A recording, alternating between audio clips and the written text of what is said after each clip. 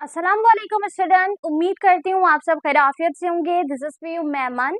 तो आज की इस वीडियो में हम अपने केमिस्ट्री का वेरी फर्स्ट लेक्चर डिस्कस करेंगे। तो ये वीडियो काफ़ी स्पेशल होने वाली है उन तमाम स्टूडेंट के लिए जो अपने एमडी कैट और ई कैट की केमिस्ट्री की प्रिपरेशन कर रहे हैं। साथ ही ये वीडियो फर्स्ट ईयर वाले स्टूडेंट के लिए भी स्पेशल है क्योंकि हम अपने फर्स्ट ईयर की बुक के पहले चैप्टर को स्टार्ट कर रहे हैं। सही है। तो इसी तरीके से वन बाय वन जितने चैप्टर है first year to second year हम सारे चैप्टर को इंशाल्लाह कवर करेंगे। तो आपने अपने नोट्स बनाना है ताकि आपको एंड टाइम में रिवीजन में हेल्प मिले। सही है। अब हम स्टार्ट करते हैं। तो आपको जैसे पता है हमारा जो पहला चैप्टर है केमिस्ट्री का, ये पूरा चैप्टर बेस्ड करता है न्यूमेरिकल्स के ऊपर। तो इसमें जो है ना वो थ्योरी वाली चीजें कम है और न्यूमेरिकल वाली चीजें ज्यादा है। तो बोर्ड के पेपर में अभी आपने देखा होगा कि ज्यादातर क्वेश्चन न्यूमेरिकल से आए थे, वो भी चैप्टर नंबर 1 से। सही है। तो ये वाला चैप्टर इम्पोर्टेंट है न्यूमेरिकल के लिहाज से। न्यूमेरिकल आपके एमसीक्यूज पॉइंट ऑफ व्यू से भी पूछा जा सकता है। ठीक है। तो जब हम पूरा पूरा न्यूमेरिकल सॉल्व करेंगे तो उसमें जो भी पार्ट्स होंगे उसी से रेलिवेंट अगर एमसीक्यूज आएगा तो आपने पूरा सॉल्व करके फिर एमसीक्यूज को जो है ना वो चूज करना होगा। तो इसीलिए हम कंप्लीट इन डिटेल अपने न्यूमेरिकल को भी सॉल्व करेंगे। ठीक है। अच्छा, कुछ डेफिनेशंस है, कुछ इंट्रोडक्शन है, उसको समझते हैं। आपके चैप्टर का नाम है स्टोइकियोमेट्री। स्टोइकियोमेट्री का मतलब क्या होता है? It is the study of quantitative relationship. अब ये हमारे पास स्टडी है क्वांटिटेटिव रिलेशनशिप की। सो क्वांटिटेटिव रिलेशनशिप किसके दरमियान? बिटवीन रिएक्टेंट्स एंड प्रोडक्ट और रिएक्टेंट के दरमियान कितनी क्वांटिटी है, उस क्वांटिटी का रिलेशन क्या है, उसे हम डिस्कस करते हैं स्टोइकियोमेट्री में। ठीक है। स्टोइकियो मतलब स्टूडेंट एलिमेंट्स, मेट्री मतलब मेजर करना। एलिमेंट्स हो, कंपाउंड हो, मॉलिक्यूल हो, रिएक्टेंट और प्रोडक्ट के दरमियान जो क्वांटिटेटिव रिलेशनशिप है यानी उसकी तादाद कितनी है, उसे हम डिस्कस करते हैं स्टोइकियोमेट्री में। अब सवाल ये बनता है कि इसको हम क्यों इतना जो है ना वो डिस्कस करते हैं, या हमारे लिए क्यों इम्पोर्टेंट है स्टोइकियोमेट्री को पढ़ना। तो वो इसलिए कि केमिकल रिएक्शन में जो हम केमिकल इक्वेशन को बैलेंस करते हैं तो उसके लिए हमें स्टोइकियोमेट्री की यानी प्रॉपर क्वांटिटेटिव रिलेशनशिप का मालूम होना बहुत जरूरी है। फॉर एग्जाम्पल अगर डेली लाइफ एग्जाम्पल से समझे, तो फॉर एग्जाम्पल आप कोई चीज बना रहे हो। सही है। अब उस चीज को बनाने के लिए कोई रेसिपी ट्राई कर रहे हो, उसको बनाने के लिए प्रॉपर इंग्रेडिएंट की जरूरत होती है। अब ना सिर्फ इंग्रेडिएंट बल्कि इंग्रेडिएंट की क्वांटिटी कितनी होगी ये भी बहुत जरूरी है कि आप वो चीज कितने बंदों के लिए बना रहे हो। सही है। फॉर एग्जाम्पल आप एक केक बेक कर रहे हो, सो उस केक को बेक करने के लिए जितने इंग्रेडिएंट्स लगेंगे ना उन इंग्रेडिएंट की तादाद कितनी होगी, सो कितना केक बन के आएगा, सो कितना रिएक्टेंट हम लेंगे, कितना प्रोडक्ट निकल कर आएगा, ये हमारे पास कहलाता है क्वांटिटेटिव रिलेशनशिप। सही। तो जब ये आपको प्रॉपर पता होगा तभी आप बैलेंस कर पाओगे कि मैंने इतनी क्वांटिटी ली थी रिएक्टेंट की तो इतना प्रोडक्ट मिला ना, अगर मुझे मजीद प्रोडक्ट को बढ़ाना हो, सही है, तो मुझे उसके लिए इंग्रेडिएंट जो है, जो रिएक्टेंट है, उनको भी बढ़ाना पड़ेगा। ऐसा ही है। तो हमारे पास ये कहलाता है क्वांटिटेटिव रिलेशनशिप और इसी की स्टडी को हम कहते हैं स्टोइकियोमेट्री। सही है। स्टोइकियोमेट्री क्यों जरूरी है? ताकि बैलेंस किया जा सके किसी भी केमिकल इक्वेशन को, किसी भी केमिकल रिएक्शन के लिए। Okay student. अच्छा, अब हमारे पास दूसरा जो कॉन्सेप्ट है that is mole and Avogadro's number. अच्छा, ये कॉन्सेप्ट इसके साथ क्यों दिया गया? क्योंकि ये इसके साथ इंटरलिंक है। जैसे देखो, हम बात करें क्वांटिटेटिव रिलेशनशिप की यानी क्वांटिटी की, तादाद की, मिकदार की। अब स्टूडेंट बेसिकली उसको मेजर करेंगे हम तो पता चलेगा ना। जैसे फॉर एग्जांपल हम एग्जांपल ले रहे थे ना केक की, कि हमने केक बेक किया है, सो उसके लिए हमें इंग्रेडिएंट चाहिए। फॉर एग्जांपल फ्लोर चाहिए। ठीक है। हमें मैदा या आटा चाहिए, जो भी हम चीजें बना रहे हैं उनके लिए। तो उसको मेजर करने के लिए हम डिफरेंट मेजरिंग कप यूज कर रहे हैं, टेबल स्पून यूज कर रहे हैं। ठीक है। कुछ भी आप बना रहे हो उसके लिए आपको इतना मेजरिंग कप जो है अमाउंट में ये चीज चाहिए, इतने टेबल स्पून आपको ये चीज इस्तेमाल करनी है। ठीक है। फॉर एग्जाम्पल उसके अंदर एग डल रहा है तो कितने तादाद में आपको एग लेने हैं। सही है। तो आपको एक पता है कि आप कौन सी चीज के लिए कितना मेजर इस्तेमाल करोगे। ये मेजरिंग कप इसके लिए, इस इंग्रेडिएंट के लिए टेबल स्पून यूज करेंगे। ठीक है। अब एग को काउंट करने के लिए हम दर्जन का यूज करेंगे। सही। तो हमारे पास बेसिकली किसी भी क्वांटिटेटिव रिलेशनशिप को काउंट करने के लिए कोई ना कोई यूनिट का होना जरूरी है ताकि हम उससे मेजर कर सके। सही है कि हमारे पास इतनी अमाउंट ये रिएक्टेंट है, इतना अमाउंट ये रिएक्टेंट है। सो उस यूनिट को, उस एलिमेंट को, कंपाउंड को, मॉलिक्यूल को, किसी भी चीज को काउंट करने के लिए हमें यूनिट चाहिए। सही। सो हमारे पास basically mass of any substance, ताकि हम उसका मास काउंट कर सके ना।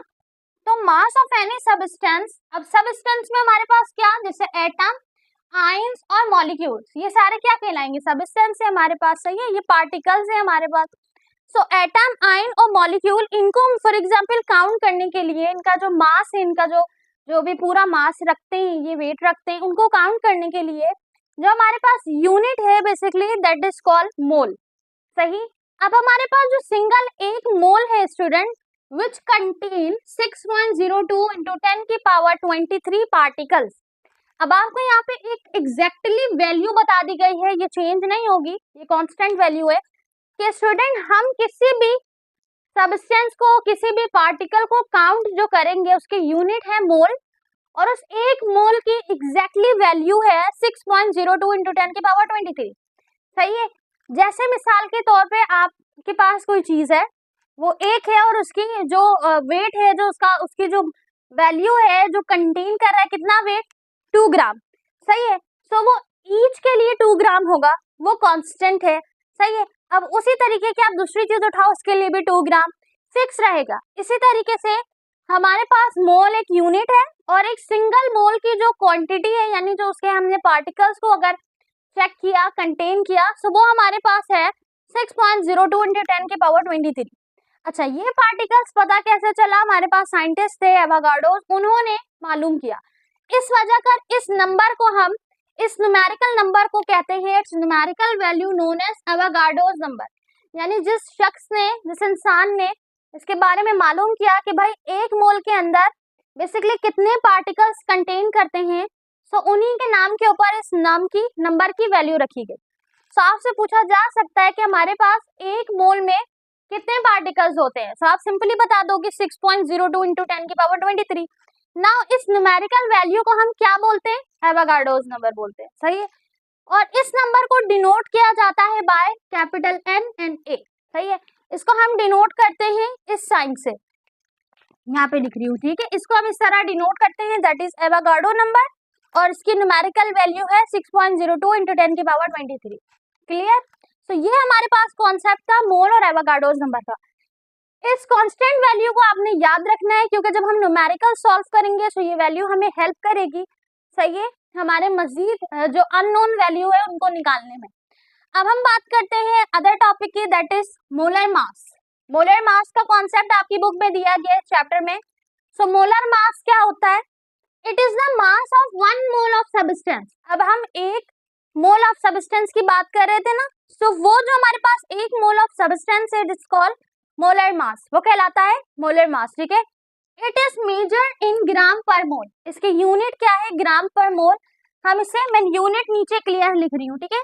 इसको हम मेजर करते हैं ग्राम पर मोल में। सही है। यानी कि हमारे पास किसी भी मोल का जो मास है, एक मोल का मास है, वो कहलाता है मोलर मास। तो आपको न्यूमेरिकल देखने को मिलेगा कि आपने किसी वैल्यू का मोलर मास निकालना है, तो किस तरह निकालना है ये भी हम सीखेंगे। बट मोलर मास है क्या, किसी भी एक मोल ऑफ सब्सटेंस का जो मास है that is called molar mass. ठीक है। इसको मेजर करते हैं ग्राम पर मोल में। अब अगर बात करें मोलर वॉल्यूम की student, so it is the volume occupied by 1 मोल। जिस तरीके से मास था एक मोल ऑफ सब्सटेंस का, तो वो हमारे पास था मोलर मास। इसी तरह वॉल्यूम जो ऑक्युपाई करेगा एक मोल, सो वो मोलर वॉल्यूम, सिंपली। अच्छा, आगे लिखा है एट एनी गैस। अब जो गैस होगा ना एट 273 केल्विन। अब यहाँ पर आपको जो फिक्स टेम्परेचर और फिक्स प्रेशर बता रहा है कि हमारे पास जो गैस होगा उसका टेम्परेचर 273 केल्विन, और जो हमारे पास प्रेशर होगा वो 1 atm यानी 1 एटमॉस्फेरिक प्रेशर होगा। सो आपको एक कांस्टेंट अमाउंट बता रही है, इसको हम कहते हैं STP यानी स्टैंडर्ड टेम्परेचर प्रेशर। सही है, क्योंकि यहाँ पे आपको कांस्टेंट वैल्यू बताई गई। सो ये हमारे पास है STP में, स्टैंडर्ड टेम्परेचर प्रेशर में। आगे लिखा है molar volume of any ideal gas. अब किसी भी आइडियल गैस का जो मोलर वॉल्यूम होगा एट STP यानी स्टैंडर्ड टेम्परेचर प्रेशर के अंदर, सो वो एक कांस्टेंट वैल्यू रखेगा that is 22.4 dm cube of any volume can be determined by. अब उसको हम निकालेंगे कैसे, हम निकालेंगे मोलर वॉल्यूम निकालना है। सो मोलर मास को डिवाइड कराएंगे उसकी डेंसिटी से, तो हमारे पास मोलर वॉल्यूम आ जाएगा। सही है, तो आपने ये याद रखना है लाजमन। इसकी यूनिट हमारे पास जो होती है वो होती है डीएम क्यूब। सही है ना, हम डीएम क्यूब लिखते हैं। ठीक है, सो मोलर मास और मोलर वॉल्यूम क्लियर हो गया। मोलर वॉल्यूम यानी एक मोल ऑफ सब्सटेंस का जो मास है वो हमारे पास कहलाता है मोलर मास। इसी तरह एक मोल जो हमारे पास होगा उसका एक मोल का जो वॉल्यूम होगा that is molar volume. But आपको यहाँ पे कुछ चीजें बताई गई हैं कि आइडियल गैस हमेशा स्टैंडर्ड टेम्परेचर प्रेशर में पाया जाता है। स्टैंडर्ड टेम्परेचर से मुराद 273 केल्विन टेम्परेचर और प्रेशर आपके पास होगा 1 atm 1 एटमॉस्फेरिक प्रेशर। सही है, सो वो हमारे पास क्या कहलाएगा स्टूडेंट, वो कहलाएगा मोलर वॉल्यूम। मोलर वॉल्यूम को निकालते किस तरह है, मोलर मास को यानी एक मोल ऑफ सब्सटेंस के मास को डिवाइड करेंगे उसी की डेंसिटी से, तो हमारे पास आ जाएगा मोलर वॉल्यूम। ठीक है स्टूडेंट, डेंसिटी आपको सवाल में गिवन होती है। अगर नहीं होगी, अगर आपको मोलर वॉल्यूम मिलेगा तो हम उसे रीअरेंज करेंगे। अब रीअरेंज किस तरह करना है फॉर्मूले को, सवाल किस तरह आएंगे, अब उनके एग्जाम्पल क्वेश्चन से समझने की कोशिश करते हैं। नाउ स्टूडेंट, अब हम सॉल्व करते हैं अपने एग्जाम्पल क्वेश्चन को 1 by 1, क्योंकि अगर एमसीक्यूज में आपसे कोई सवाल पूछ लिया जाए तो आपको फर्स्टली उसको सॉल्व करना होगा, देन फिर आप उसके ऑप्शन को जो है वो चूज कर पाओगे। तो उसके लिए आपको न्यूमेरिकल्स तो आना जरूरी है। तो हम एग्जाम्पल क्वेश्चन से जल्दी से अपने सारे न्यूमेरिकल को रिवीजन करते हैं। सही है, तो स्टूडेंट अगर हम बात करें एग्जाम्पल 1.1 की, तो हमारे पास जो पहला क्वेश्चन दिया गया न्यूमेरिकल का that is calculate the number of मोल। अब आपसे नंबर ऑफ मोल पूछा गया है। नंबर ऑफ मोल क्या होता है हमने अभी डिस्कस किया, मोल हमारे पास क्या होता है। सो आपसे नंबर ऑफ मोल पूछा गया है, साथ में आपको सोडियम का क्या दिया गया है, मास दिया गया है। अच्छा, नंबर ऑफ मोल किसका पूछा गया है, सोडियम मेटल का मोल पूछा गया है। सोडियम मेटल का आपको मास बता दिया गया है दैट इज 25.5 ग्राम। अच्छा, साथ ही एक चीज याद रखना, ये हमारे पास न्यूमेरिकल जो है यानी ये जो सवाल है, अब इस सवाल में आप एक चीज नोट करो कि आपको सोडियम मेटल का मोल पूछा गया है और दिया क्या गया है, सोडियम मेटल का मास दिया गया है। तो ऐसा हमारे पास सवाल जिसमें आपको मोल दिया जाए और मास पूछा जाए, वो हमारे पास क्या कहलाता है, वो हमारे पास कहलाता है relationship between mass and molar mass. सही है, मास और मोलर मास का रिलेशनशिप। अगर आपको किसी सवाल में मास दिया जाए और किसी दूसरे एलिमेंट का मास पूछा जाए, कंपाउंड का मास पूछा जाए, तो हमारे पास होगा मास मास रिलेशनशिप। अगर आपसे सवाल में वॉल्यूम पूछा जाए और आपको मास दिया जाए तो वो हमारे पास होगा मास वॉल्यूम रिलेशनशिप। सही है, तो इस तरीके से सवाल में एक चीज दी जाए और दूसरा पूछा जाए, आपको अननोन को नोन वैल्यू से निकालना हो, तो वो हमारे पास बेसिकली क्या है, उन दोनों का रिलेशनशिप है, mass mass relationship, mass volume relationship, volume volume relationship. ठीक है, मोलर वॉल्यूम से वॉल्यूम का रिलेशनशिप। तो ये सारी चीजें हमारे पास जो है ना, इस तरीके से हम न्यूमेरिकल को सॉल्व करेंगे कि एक हमारे पास अननोन होगा, एक नोन होगा। सो अननोन को हम निकालेंगे नोन में से। जैसे सवाल में आपको सोडियम मेटल का मास दिया गया है, आपसे मोल पूछा है। सही, तो सबसे पहले डेटा बना लो। सोडियम मेटल जो है स्टूडेंट, इसका हमें मास दिया गया है 25.5 ग्राम। स्मॉल m से हम मास को डिनोट करते हैं। Mass of sodium metal 25.5 gram. Now mole of sodium metal हमें निकालना है। ये जो साइन होता है ये डिनोट करता है मोल को। ठीक है, ये हमें किसको डिनोट करता है, यहाँ पे ये मोल्स को डिनोट करता है। सो मोल ऑफ सोडियम मेटल हमें निकालना है। नाउ स्टूडेंट सॉल्यूशन बनाते हैं मोल ऑफ सोडियम। ठीक है, निकालने के लिए हम क्या करेंगे, मास को और मोलर मास को डिवाइड कर देंगे। सो फॉर्मूला क्या है, मोल का मास को डिवाइड करेंगे उसके मोलर मास से। सही, तो हमारे पास आ जाएगा इसका मोल।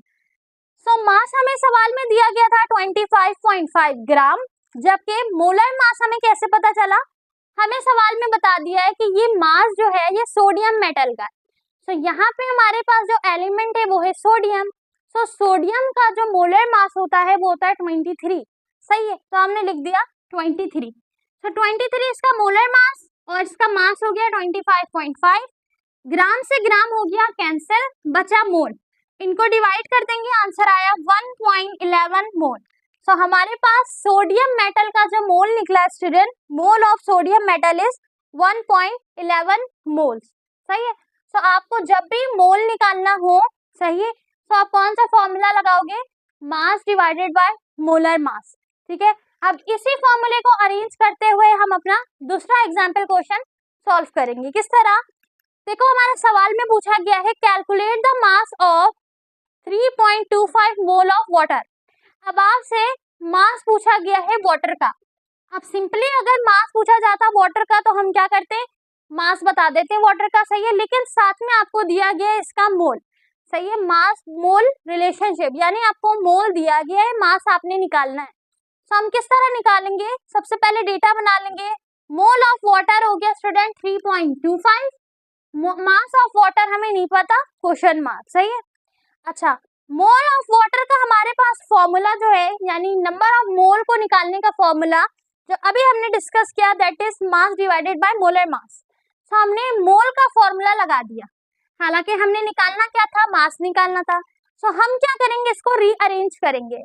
जो जो चीजें आपके पास गिवन है इसको पुट कर दो, जो नहीं है उसको अलग करो। किस तरह, हमें जो है स्टूडेंट मोल ऑफ वाटर मालूम है, जबकि हमें मास मालूम नहीं है। तो हम क्या करेंगे, मोलर मास यहाँ पे मास के साथ डिवाइड के रिलेशन में हम इसकी जगह को, पोजीशन को चेंज करेंगे। कोई भी चीज इज इक्वल्स टू के साइड चेंज करे, अपनी पोजीशन चेंज करे तो अपना रिलेशन भी चेंज करती है। बेसिक चीजें हैं ये सारी, आपको याद रखनी है। सही है।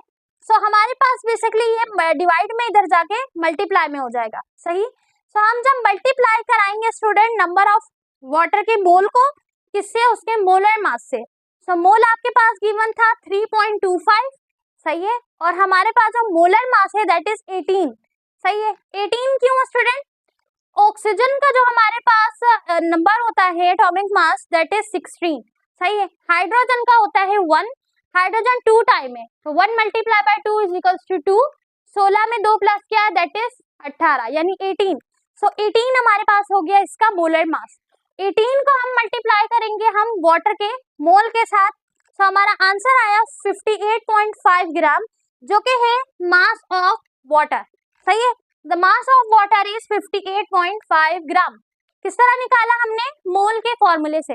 सो आप एक फॉर्मूला याद रखो, फिर उसको रीअरेंज करो, यूज करो। जैसे आपको पता है कि आपके मोल के फॉर्मूले में मोलर मास और मास आता है, तो जब मोलर मास पूछा जाएगा हम इजिली अरेंज कर लेंगे, जब मास पूछा जाएगा हम इस तरह इजिली अरेंज कर लेंगे। सही। एग्जाम्पल क्वेश्चन 1.3 देखते हैं। लिखा है calculate the number of molecule. अब आपको नंबर ऑफ मॉलिक्यूल को निकालना है। नंबर ऑफ मॉलिक्यूल से मुराद नंबर ऑफ पार्टिकल्स। सही। तो पार्टिकल्स एटम्स की सूरत में, आयंस की सूरत में, मॉलिक्यूल्स की सूरत में हो सकते हैं। तो यहाँ लिखा है नंबर ऑफ मॉलिक्यूल्स यानी number of particle. Number of particle को डिनोट करते हैं हम कैपिटल एम से। सही, याद रखिएगा, इसको हम कैपिटल एम से डिनोट करने। सो calculate the number of mole in 610 gram of benzoic acid. Benzoic acid आपको दिया गया है, मास आपको दिया गया है, नंबर ऑफ पार्टिकल्स आपसे पूछा गया है। सही है ना। सो यहाँ पर हम क्या करेंगे, सबसे पहले डेटा बनाएंगे। Number of molecules, number of particles हमें नहीं पता, क्वेश्चन मार्क। मास हमें पता है बेंजोइक एसिड का दैट इज 610, जो हमारे सवाल में गिवन है। सही। सॉल्यूशन की तरफ आते हैं। अच्छा, अब एक और चीज इस सवाल में हमें पता है मगर लिखी हुई नहीं है, ठीक है, वो हाइड है। सो आपके क्वेश्चन में बहुत सी चीजें हाइड होती हैं, हमें उसको आइडेंटिफाई करना होता है, जैसे मोलर मास। अब मोलर मास हम इजीली निकाल सकते हैं। किस तरह, हमें बेंजोइक एसिड का फॉर्मूला तो पता है ना। बेंजोइक एसिड का फॉर्मूला है C7H6O2, यानी कार्बन के 7 एलिमेंट, हाइड्रोजन के 6 एलिमेंट, ऑक्सीजन के 2 एलिमेंट मिलके एक बेंजोइक एसिड को बनाता है। सही। सो आप इसके लिए वरीड मत होइएगा, ये आपके क्वेश्चन में लिखा हुआ होगा। सही है। अब हम क्या करेंगे स्टूडेंट, इससे हम निकालेंगे अपने मोलर मास को। सही। किस तरह निकालते हैं मोलर मास को, जल्दी से देखें। हमारे पास 12 जो है वो कार्बन का एटॉमिक मास, 7 से मल्टीप्लाई करेंगे क्योंकि ये 7 टाइम मौजूद है। 12 को मल्टीप्लाई किया 7 से दैट इज 84, इसी तरह हमारे पास हाइड्रोजन का एटॉमिक मास होता है 1 और ये 6 टाइम मौजूद है, इसको मल्टीप्लाई करेंगे 6 से, that is 1 multiply by 6 is equal to 6। और बात करें अगर ऑक्सीजन की तो उसका एटॉमिक मास होता है 16 और वो 2 टाइम्स मौजूद है, सो 2 से मल्टीप्लाई कर लो, दैट इज 32।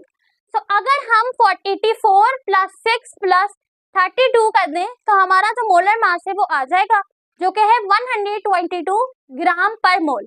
ग्राम पर मोल आ गई इसकी यूनिट, सही। सो मोलर मास हमने निकाल दिया।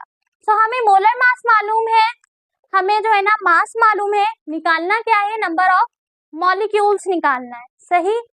अच्छा, अब देखो हमने क्या डिस्कस किया था, हमने डिस्कस किया था कि हमारे पास जो एक मोल होता है वो कितने नंबर ऑफ पार्टिकल्स को कंटेन करता है, दैट कंटेन 6.02 इंटू 10 की पावर 23। अब यहाँ पे कोई स्पेसिफिक हम फॉर्मूला नहीं लगाएंगे, फॉर्मूला लग सकता है लेकिन हम अकॉर्डिंग टू बुक सॉल्व करेंगे, ठीक है, यूनिटरी मेथड से। इस मेथड को कहते हैं यूनिटरी मेथड, सही है। यूनिटरी मतलब यूनिट एक जगह करना, हम एक जगह करके निकालेंगे, सही है। एक और मेथड होता है रेशियो मेथड, जो कि अलाउड नहीं है, सही। आप एमसीक्यूज के लिए अपने पास रफ में निकाल सकते हो, सही है, उसके लिए मैंने इंडिविजुअल अलग से वीडियो बनाई है, बट ये चूंकि हम अपनी बुक के अकॉर्डिंग सॉल्व कर रहे हैं तो यूनिटरी मेथड से समझेंगे, सही है।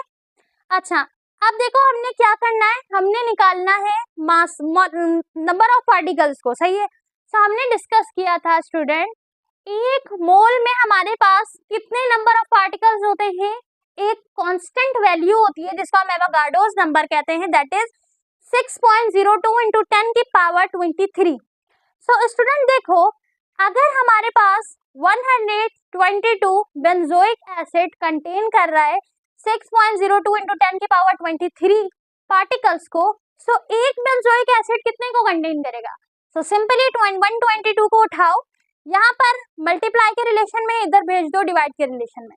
तो यहाँ पर देखो आप 122 है मल्टीप्लाई के रिलेशन में, हमने मालूम क्या करना है कि जब 122 बेंजोइक एसिड कंटेन कर रहा है 6.02 इंटू 10 की पावर 23 पार्टिकल्स को, तो एक बेंजोइक एसिड कितना कंटेन करेगा, सही। तो हमने क्या किया, मल्टीप्लाई में था, इधर डिवाइड भी भेज दिया।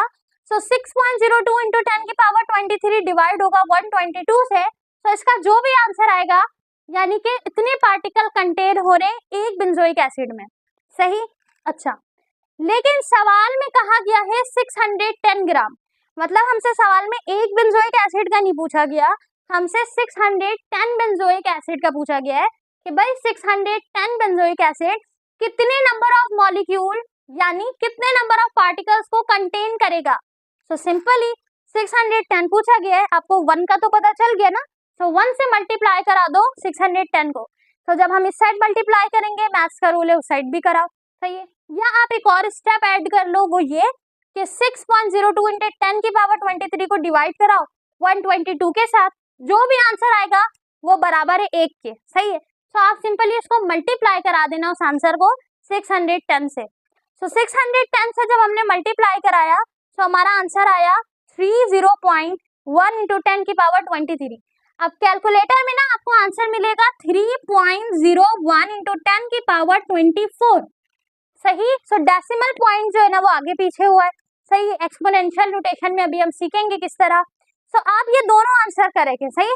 सो हमने लिखा है कि हमारे पास 610 gram of benzoic acid contain करेंगे 30.1 इंटू 10 की power 23 molecules of benzoic acid, ठीक है। तो हमने क्या निकाला, यहाँ पे नंबर ऑफ पार्टिकल्स निकाला, सही। तो नंबर ऑफ पार्टिकल्स निकालेंगे किस तरह, आपको मालूम होना चाहिए मोलर मास, ठीक है, आपको मालूम होना चाहिए उसका मास, सही है। फिर आप इस तरह, अगर मास गिवन ना हो मोल गिवन हो तो हम मोल की मदद से भी निकाल सकते हैं नंबर ऑफ पार्टिकल्स को, सही है। तो ये 3 एग्जाम्पल क्वेश्चन थे जिसमें हमने सबसे पहले मास निकालना सीखा, ठीक है। गिवन क्या था हमारे पास, मास गिवन था, मोल निकाला। देन दूसरे में हमारे पास मोल गिवन था, मास निकाला, फिर हमने नंबर ऑफ पार्टिकल्स को निकाला, ठीक है स्टूडेंट। नाउ अब हम अपने मजीद एग्जाम्पल क्वेश्चन को सॉल्व करते हैं। स्टूडेंट अब हम समझते हैं अपने एग्जाम्पल क्वेश्चन 1.4 को और 1.5 को, ठीक है। तो अगर हम बात करें एग्जाम्पल क्वेश्चन 1.4 की, तो सवाल में आपको दिया गया है calculate the mass of 4.39 into 10 की पावर 24 एटम्स ऑफ गोल्ड, सही। सो आपको निकालना क्या है, मास निकालना है स्टूडेंट, ठीक है। साथ ही लिखा है molar mass of gold is 197 ग्राम पर मोल। सो सबसे पहले डेटा बना लेते हैं, क्या क्या दिया गया है, क्या निकालना है। So mass of gold of atom, देखो गोल्ड ऑफ एटम से मुराद यानी number of particles, once again. So आपको नंबर ऑफ पार्टिकल्स का मास निकालना है, गोल्ड का मास से निकालना है। गोल्ड में जो शामिल नंबर ऑफ पार्टिकल्स हैं उनका आपको मास निकालना है। उसके साथ ही दिया गया आपको number of atoms of gold, atom of gold आपको दिया हुआ है, दैट इज 4.39 इंटू 10 की पावर 24। अब यहाँ पे ना देखो आपको वैल्यू दी गई है सवाल में 4.39 इंटू 10 की पावर 24, जबकि जब हम इसे सॉल्व करेंगे ना according to book value put की गई है 0.22, सही। सो आप इसको एक बार मजीद वंस अगेन चेक कीजिएगा, लेकिन मैं यहाँ पे वैल्यू कंसीडर करूंगी 4.39 इंटू 10 की पावर 24। अब एग्जाम क्वेश्चन में वैसे भी आपकी वैल्यूज तो चेंज होंगी, एलिमेंट्स भी चेंज हो सकते हैं, लेकिन सॉल्व करने का तरीकेकार यही रहेगा। सो आपने यहाँ पे कॉन्सेप्ट पे फोकस करना है, ठीक है। अच्छा, अब देखो स्टूडेंट लिखा है molar mass of gold, molar mass of gold दिया गया है 197 ग्राम पर मोल, सही। निकालना क्या था, हमने मास निकालना था नंबर ऑफ पार्टिकल्स का, सही है। सो लिखा हुआ है आपके पास 6.02 इंटू 10 की पावर 23 एटम्स ऑफ गोल्ड, ठीक है, जो कि बराबर है 197 ग्राम गोल्ड के, ठीक है। अच्छा देखो किस तरह हमने ये बात बताई, इस तरह कि हमें पता है कि एक मोल जो है वो कंटेन करता है, ठीक है, जैसे हमें पता है कि एक मोल कंटेन करता है दिस अमाउंट ऑफ वैल्यू, सही है, यानी कि 6.02 इंटू 10 की पावर 23, सही, एक मोल कंटेन करता है।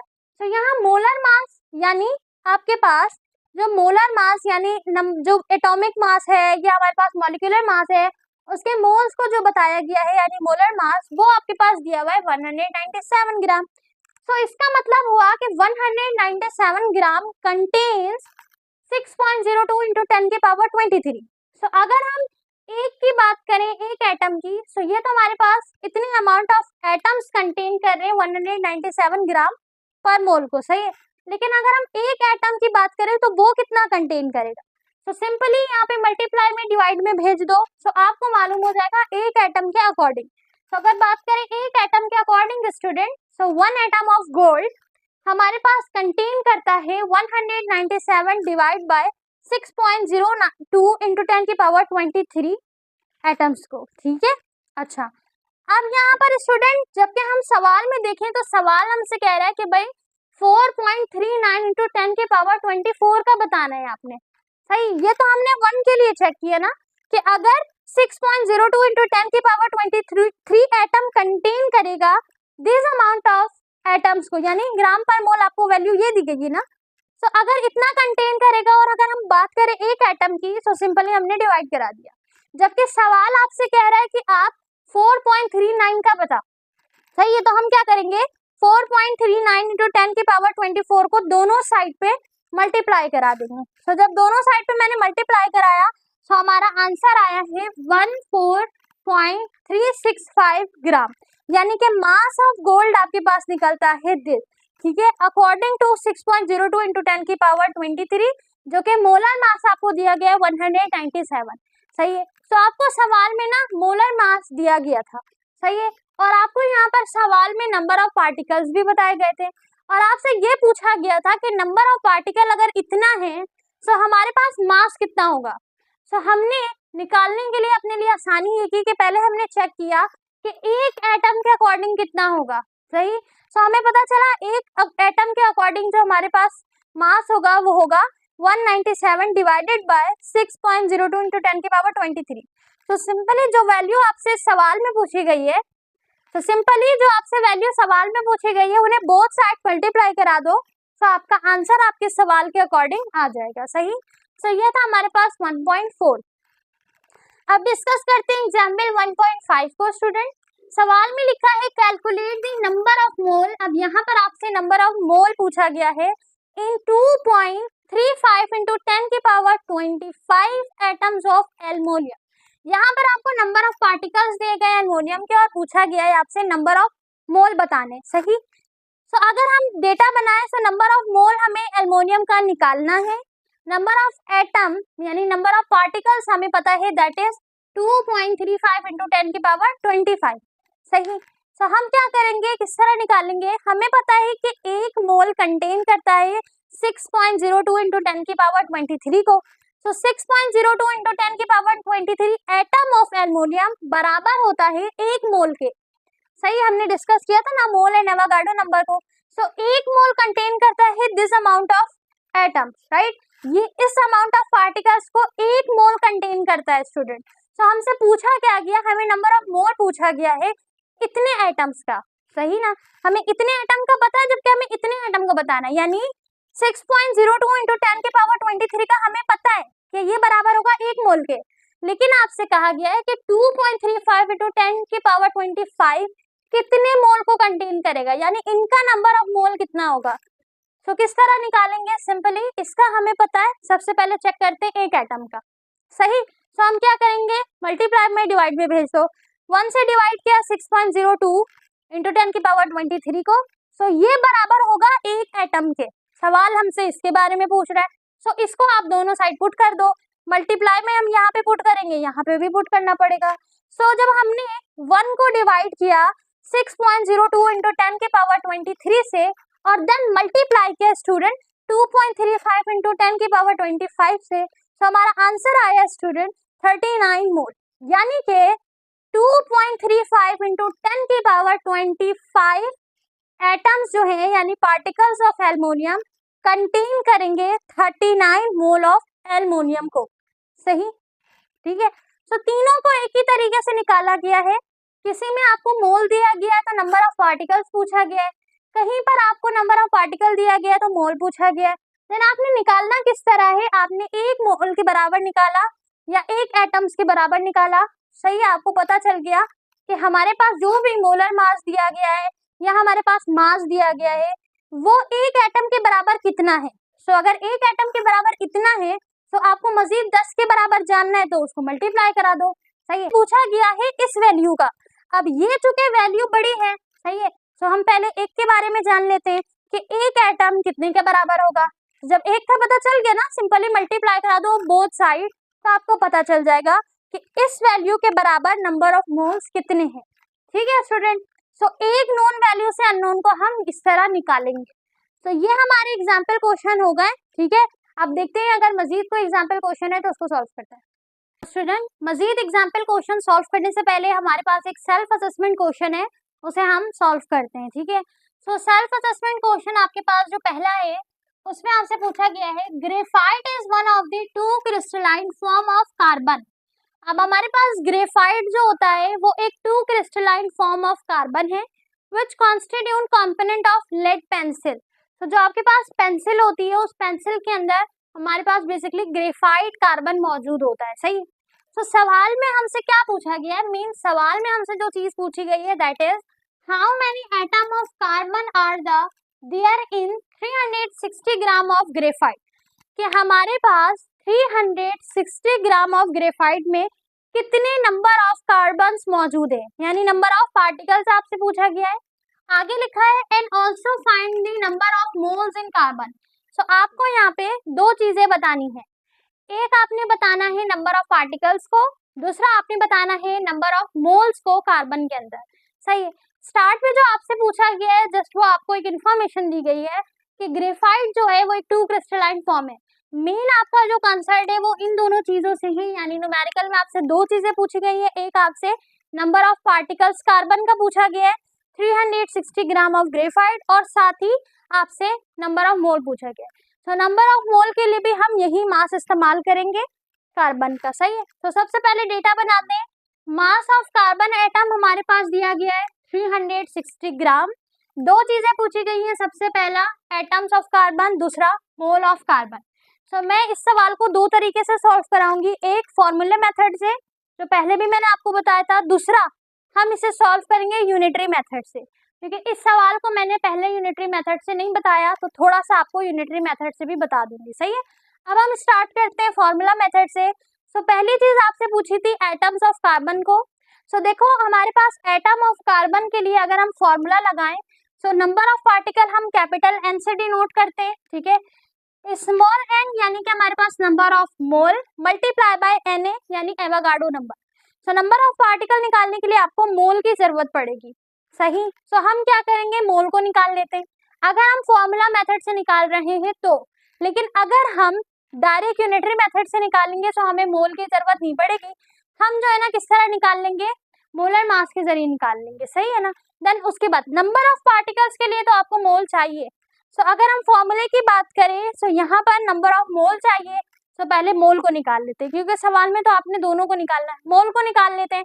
अगर लेट्स सपोज सवाल में आपसे मोल को ना निकालना होता, जस्ट नंबर ऑफ पार्टिकल्स को निकालना होता, तो आपको फिर भी मोल निकालना पड़ता नंबर ऑफ पार्टिकल्स के लिए, क्योंकि यूनिटरी मेथड के लिए भी और आपके पास जो है ना फॉर्मूला मेथड के लिए भी मोल की जरूरत तो पड़ेगी, सही। सो अगर हम मोल को निकालें तो हमारे पास मोल का फॉर्मूला होता है mass divided by molar mass, सही। सो मास सवाल में गिवन है that is 360 gram. Molar mass हमारे पास है 12, चूंकि कार्बन का कहा गया है तो कार्बन सिर्फ एक एटम है, सो कार्बन का एटॉमिक मास होता है 12।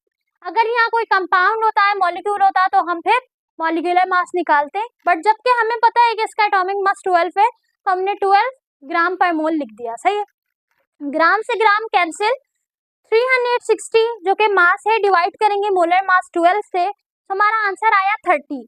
सो 30 हमारे पास यहाँ क्या है, नंबर ऑफ मोल्स, ठीक है। सो 30 नंबर ऑफ मोल यानी कि हमारे पास प्रेजेंट होगा इन 360 ग्राम ऑफ ग्रेफाइट कार्बन पे, सही। अच्छा, इसके अलावा अगर हम अब इसको निकालें जो कि हमें मोल मालूम हो गया, नाउ सिंपली मोल को हम मल्टीप्लाई करेंगे एवोगाड्रोस नंबर से, तो हमारे पास नंबर ऑफ पार्टिकल आ जाएगा। सो मोल है 30, एवोगाड्रो नंबर 6.02 इंटू 10 की पावर 23, कांस्टेंट नंबर है, मल्टीप्लाई किया तो आंसर आया 18.6 इंटू 10 की पावर 23। लेकिन एक्सपोनेंशियल नोटेशन में हम क्या करेंगे, इसको कन्वर्ट करेंगे, सो ये वन हमारे पास यहाँ आ जाएगा, ठीक है। सो 1.806 इंटू 10 की पावर 25 एटम्स, ठीक है, ये हमारा फाइनल आंसर है, सही। तो 30 मोल्स और नंबर ऑफ पार्टिकल कितने, 1.806 इंटू 10 की पावर 25 एटम। अब इसी को अगर हम यूनिटरी मेथड से सॉल्व करें तो कैसे होगा, सिंपली सबसे पहले आप इसका मोलर मास निकालोगे, राइट। सो मोलर मास हमें पता है कितना है, 12 ग्राम पर मोल है, यानी कार्बन की बात हो रही है, सो कार्बन का एटॉमिक मास होता है 12, सो 12 ग्राम पर मोल है molar mass. Now simply student, जब हमें मोलर मास मालूम हो गया और मास सवाल में गिवन है, तो हम इन दोनों को डिवाइड कर देंगे तो मोल आ जाएगा, सही। तो हमने क्या किया, डिवाइड कर दिया, आंसर आ गया हमारा नंबर ऑफ मोल।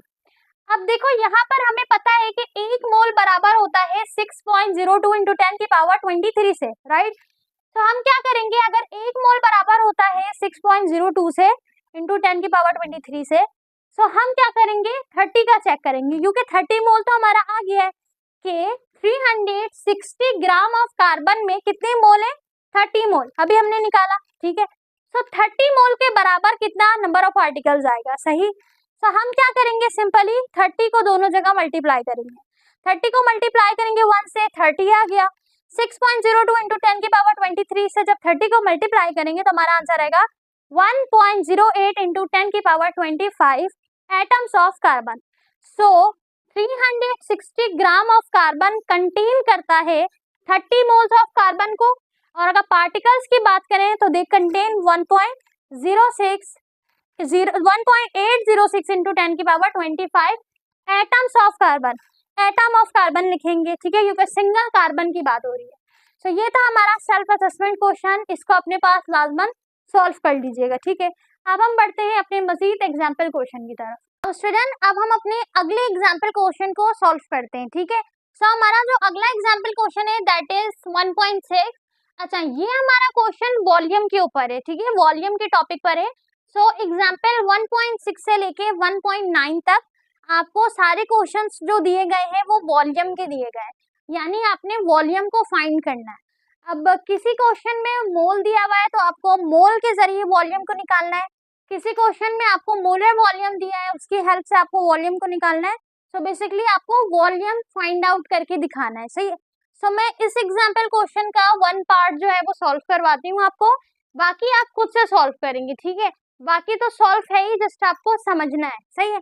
अच्छा, यहाँ पर एक सेल्फ असेसमेंट क्वेश्चन है, ठीक है, सेल्फ असेसमेंट क्वेश्चन भी वॉल्यूम का है, सो वो अनसॉल्व में सॉल्व नहीं है, सो वो सॉल्यूशन मैं आपको करवा दूंगी, सही। अच्छा, अब हम बात करते हैं एग्जाम्पल 1.6 की। इसको अच्छे से समझ लें ताकि आपको बाकी क्वेश्चन इजिली समझ आ जाए। लिखा है what volume of oxygen gas is occupied by 1.5 mole of at STP. अब आपसे जो बेसिकली पूछा गया है वो वॉल्यूम पूछा गया है। व्हाट वॉल्यूम ऑफ ऑक्सीजन, यानी ऑक्सीजन का वॉल्यूम क्या है जब वो ऑक्सीजन गैस ऑक्युपाइड होगा बाय 1.5 मोल एट एसटीपी। तो आपको ऑक्सीजन का यहाँ पे मोल दे दिया गया है एसटीपी में, और आपको क्या निकालना है, ऑक्सीजन का वॉल्यूम निकालना है। ठीक है। अच्छा, अब अगर हम इसका डेटा बनाएं तो हमारे पास है वॉल्यूम ऑफ ऑक्सीजन गैस जो कि हमें नहीं मालूम, मोल्स ऑफ ऑक्सीजन गैस हमें मालूम है जो कि है 1.5 मोल्स। ठीक है स्टूडेंट, तो हमने निकालना क्या है, वॉल्यूम हमने निकालना है, मोल हमें ऑक्सीजन का मालूम है। सॉल्यूशन किस तरह बनाएंगे, हमारे पास फॉर्मूला है number of moles of oxygen बराबर होता है वॉल्यूम ऑफ ऑक्सीजन के डिवाइडेड 22.4।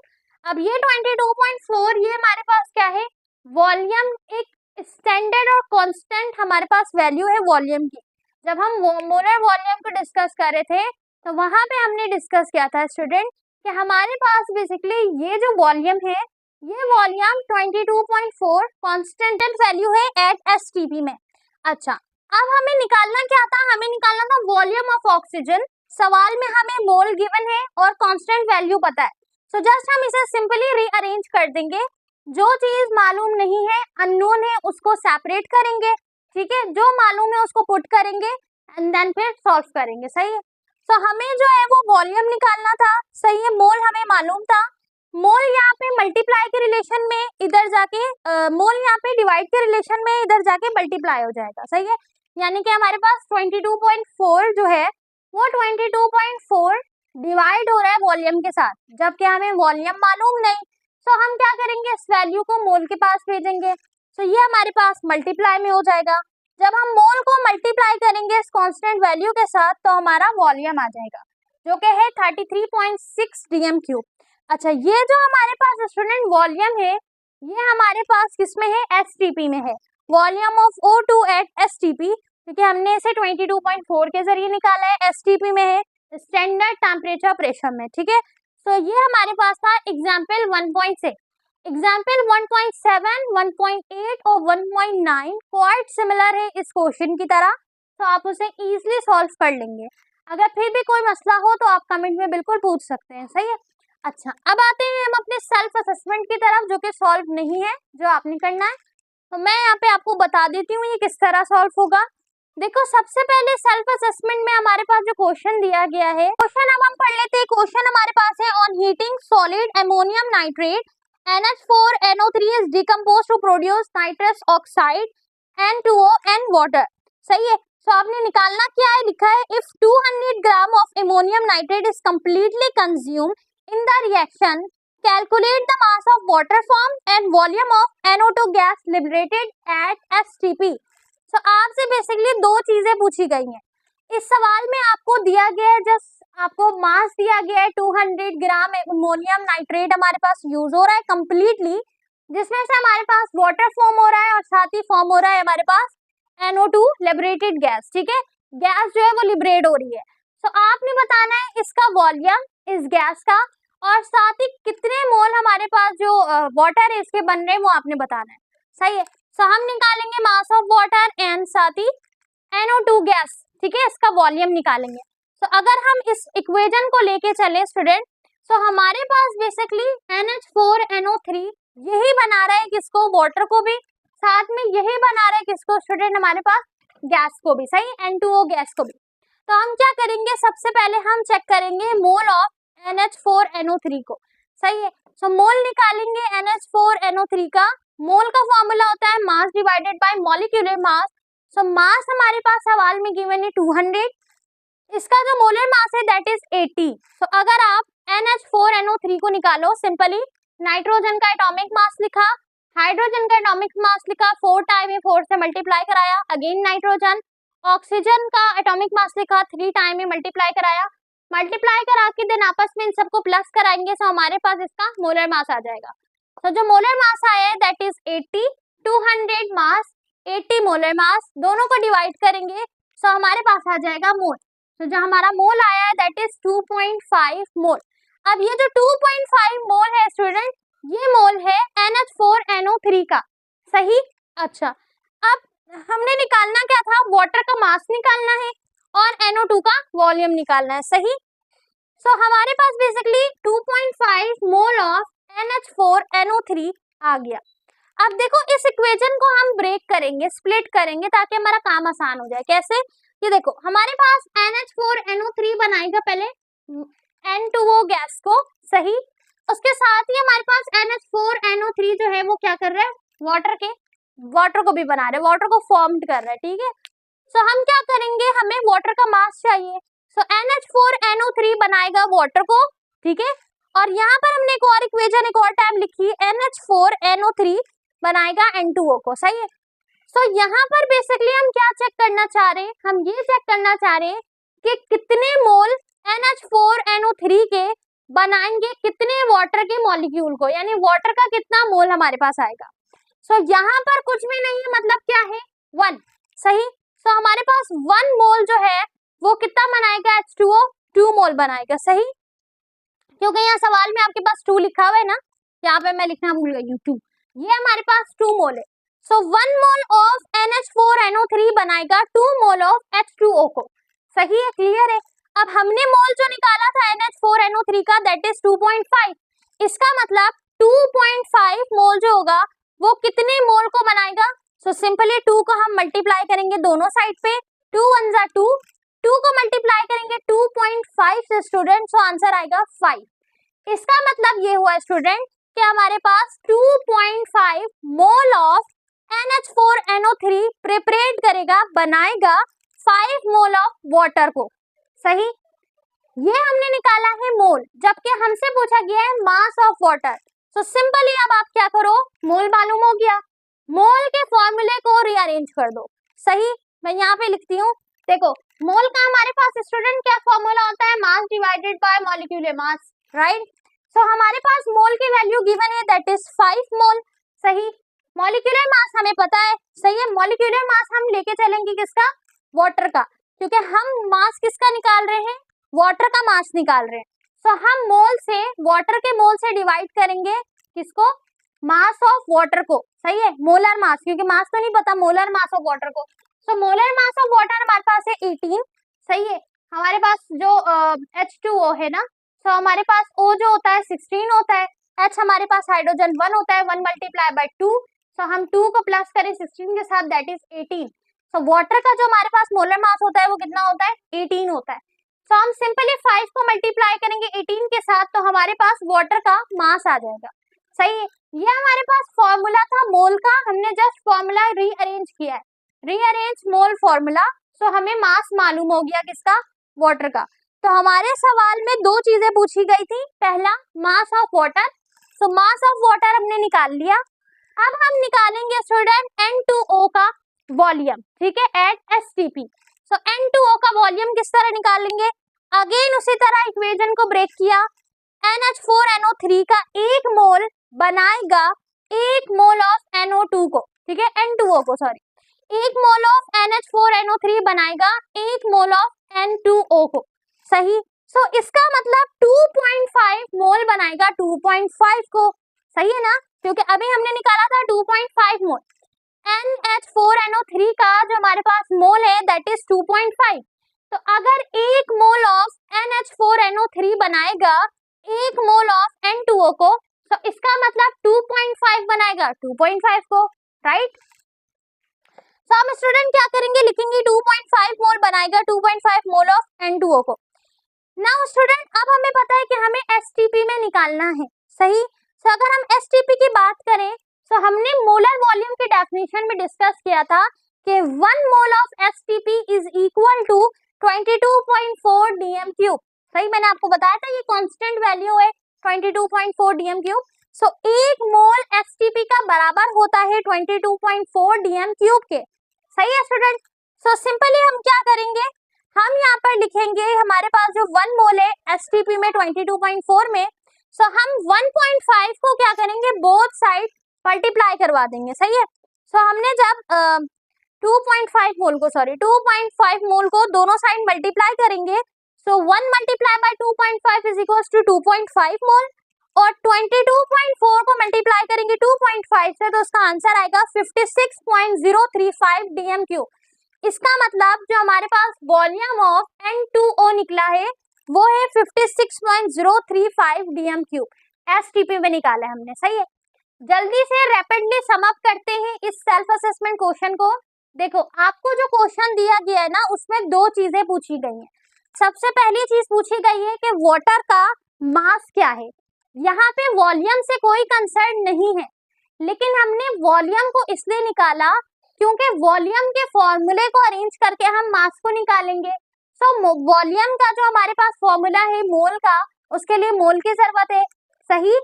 तो हमारे पास ये जो सवाल है इसमें दो चीजें पूछी गई हैं। एक हमसे पूछा गया है स्टूडेंट मास ऑफ वाटर, दूसरा हमसे पूछा गया है N2O गैस, सही। सो अगर हम देखें तो यहाँ पे मोल का कोई कंसर्न नहीं है, लेकिन हमने मोल इसलिए निकाला ताकि हम मोल के फॉर्मूले को अरेंज कर सके। जब मोल के फॉर्मूले को अरेंज करेंगे तो मोल की जरूरत पड़ेगी, इसलिए हमने पहले मोल को निकाला। तो आप सबसे पहले मोल निकाल लो। मोल निकालने के बाद हमने अपनी इस इक्वेशन को सेपरेट कर दिया कि कितने मोल NH4NO3 के वाटर को बनाएंगे और कितने मोल NH4NO3 के N2O यानी गैस को बनाएंगे, सही है। तो फॉर्मूले को इक्वेशन को स्प्लिट करो। स्प्लिट करने के बाद सबसे पहले मोल निकालो। मोल निकालने के बाद आपने उसका फॉर्मूला रीअरेंज करके मास निकालना है, सही है। फिर उसके बाद अगर वॉल्यूम की बात करें तो सिंपली यहाँ पे भी हम मोल चेक करेंगे कि कितना मोल बनाएगा, कितने मोल ऑफ N2O को, ठीक है। उसके बाद हमें ये बात पता है कि एक मोल एसटीपी बराबर होती है 22.4 dm³ के। सो 2.4 कितने के बराबर होगा, सिंपली 2.5 को दोनों जगह मल्टीप्लाई कर दो। सो हमारे पास फाइनल आंसर आ जाएगा एट एसटीपी में, सही। सो एग्जाम्पल 1.6 मैंने आपको बता दिया, 1.7 से लेके 1.9 तक एज यूजुअल इसी तरह सॉल्व होगा। सो वो आपने खुद एक बार समझना है, ठीक है। इसके अलावा सेल्फ असेसमेंट क्वेश्चन मैंने आपको दिखा दिया, ये आप अपने पास सॉल्व कर लो क्योंकि ये सॉल्व नहीं है बुक में, सही है, सेल्फ असेसमेंट क्वेश्चन है, ठीक है। अब हम अपने नए टॉपिक को, जो इसी चैप्टर का अगला टॉपिक है, उसको डिस्कस करते हैं। नाउ स्टूडेंट, अब हम समझते हैं अपने अगले टॉपिक को, जो कि हमारे पास है लिमिट इन रिएक्टेंट। तो लिमिट इन रिएक्टेंट कैसा टॉपिक है? लिमिट इन रिएक्टेंट हमें किस चीज के बारे में बताता है, हम इसे समझते हैं इसकी डेफिनेशन से। लिखा है the reactant which is completely or entirely consumed during chemical reaction। ऐसा रिएक्टेंट जो कि केमिकल रिएक्शन के दौरान entirely कंज्यूम हो जाए, completely कंज्यूम हो जाए, उसे हम कहते हैं लिमिट इन रिएक्टेंट या फिर लिमिट इन रिएजेंट। यानी आप उसे लिमिट इन रिएक्टेंट भी कह सकते हैं, लिमिट इन रिएजेंट भी कह सकते हैं। किसे? जो इंटायरली कंज्यूम हो जाए, ठीक है, यानी जो प्रोडक्ट बनते हुए खत्म हो जाए, कंज्यूम हो जाए, मुकम्मल इस्तेमाल हो जाए, वो हमारे पास एक लिमिट इन रिएक्टेंट है। जैसे आपने सुना है अक्सर हमारे पास कुछ लिमिटेड ऑफर्स होती है, कुछ लिमिटेड चांस होते हैं, कुछ लिमिटेड अपॉर्चुनिटीज होती हैं। तो अगर हम उसे अवेल ना कर ले, ट्राई ना कर ले, तो क्या होता है, खत्म हो जाती है। इसी तरीके से ये जो आपके पास टाइम है, ठीक है, आपकी प्रिपरेशन का, तो ये भी एक लिमिटेड टाइम है, सही। उसके बाद आपके एग्जाम होने, तो अभी आप जितना सीख सकते हो, जितनी प्रिपरेशन कर सकते हो कर लो, फिर आपका टाइम खत्म हो जाएगा, देन लिमिट जो होगी आपकी प्रिपरेशन की वो खत्म हो जाएगी। फिर आपको जो है वो अपेयर होना होगा अपने टेस्ट के लिए, अपने एग्जाम के लिए, ठीक है।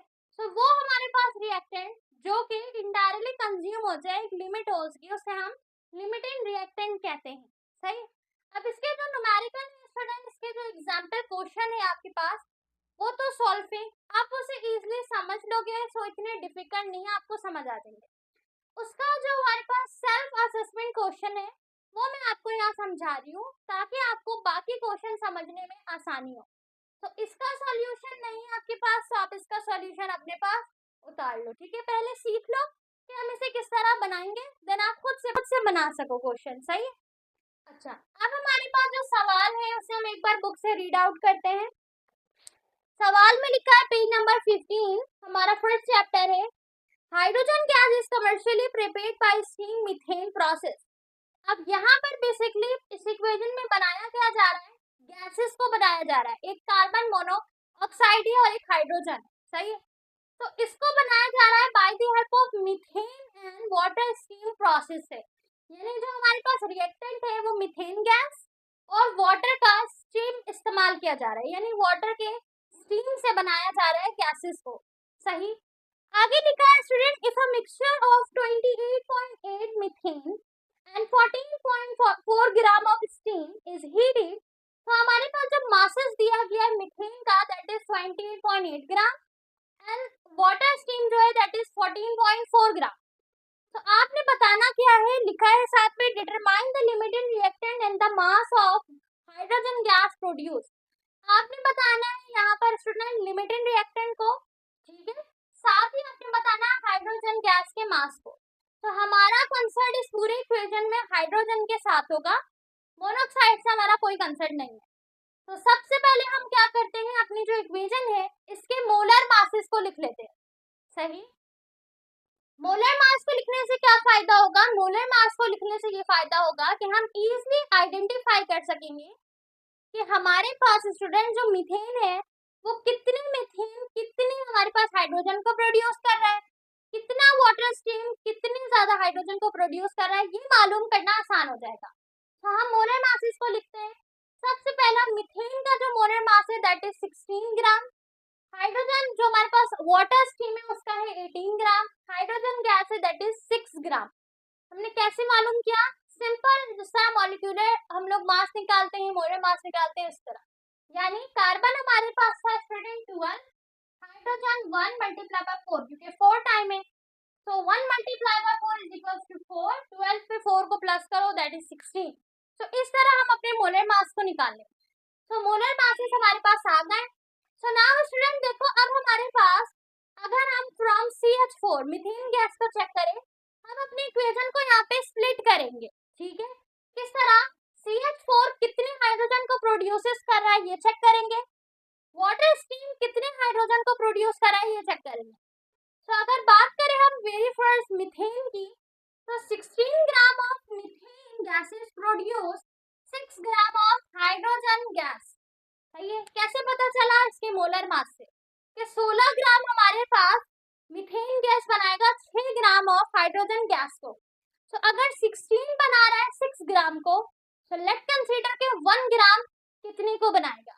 तो हमने सिंपली क्या किया, 1 इधर रखा, 16 मल्टीप्लाई के रिलेशन में था, उधर डिवाइड में भेज दिया। तो अगर हम 6 को डिवाइड करें 16 के साथ, तो जो इसका आंसर आएगा व्हिच मींस कि 1 gram of methane produces 6 divided by 16 gram of hydrogen gas, ठीक है। बट सवाल हमसे कह रहे हैं 28.8 ग्राम का बताओ। तो आप सिंपली 28.8 को दोनों साइड मल्टीप्लाई करा दो, सही।